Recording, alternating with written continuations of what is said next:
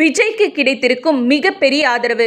தமிழக வெற்றிக் கழக தலைவர் விஜயை கடந்த சில மாசங்களுக்கு முன்ன தம்பி தம்பின்னு பாசமழை பொழிஞ்ச சீமான் இப்ப கையில மைக் கிடைச்சாலே விஜயை புரட்டி புரட்டி எடுக்கிறாரு. முதல்வர் மு.க.ஸ்டாலினை மருத்துவமனையில இருந்து வீடு திரும்பின பிறகு அவரை வாலண்டியரா போய் மீட் பண்ணதுக்கு பிறகு சீமான் கிட்ட நிறைய சேஞ்சஸ் தெரியுது. இன்னும் சொல்ல போனா அந்த சந்திப்புக்கு பிறகுதான் சீமான் விஜயை லெப்ட் அண்ட் ரைட் வாங்குறாரு.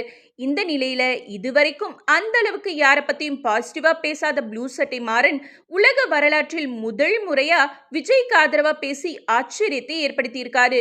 அதாவது சீமான் விஜய் எவ்வளவு திட்டினாலும் அவர்கிட்ட இருந்து எந்த ரியாக்ஷனும் இல்ல. இந்த சாக்கடையில கால் வைக்காம தொடர்ந்து இவரோட திட்டமிட்ட வெறி பேச்ச விஜய் கண்டுக்க கூடாது. 15 வருஷமா கட்சி நடத்தி வர 60 வயசு பெருசு, தன்னை விட வயசுல குறைவா இருக்கிற புதிய கட்சி ஆரம்பிச்சவரை பார்த்து எப்படி வெறியாகுது பாருங்க.